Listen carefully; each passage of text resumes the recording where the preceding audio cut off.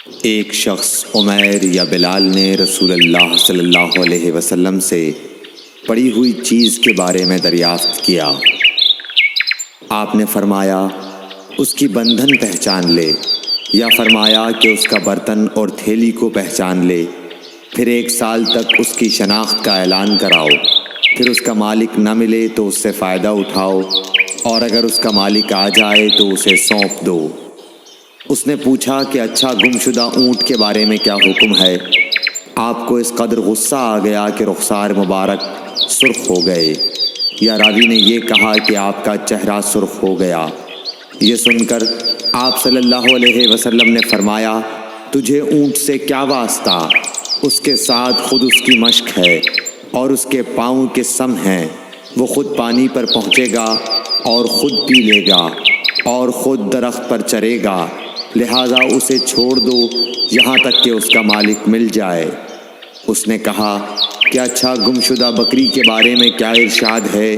آپ نے فرمایا وہ تیری ہے یا تیرے بھائی کی، ورنہ بھیڑیے کی غذا ہے۔ صحیح بخاری حدیث نمبر 91۔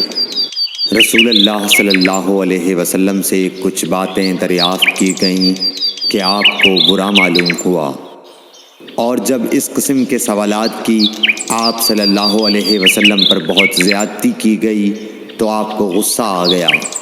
پھر آپ نے لوگوں سے فرمایا، اچھا اب مجھ سے جو چاہو پوچھو۔ تو ایک شخص نے دریافت کیا کہ میرا باپ کون ہے؟ آپ نے فرمایا تیرا باپ حذافہ ہے۔ پھر دوسرا آدمی کھڑا ہوا اور اس نے پوچھا کہ یا رسول اللہ میرا باپ کون ہے؟ آپ نے فرمایا کہ تیرا باپ سالم شیبہ کا آزاد کردہ غلام ہے۔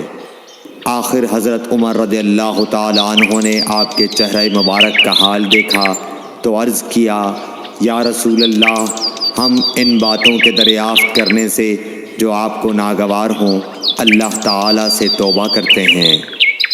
صحیح بخاری حدیث نمبر 92۔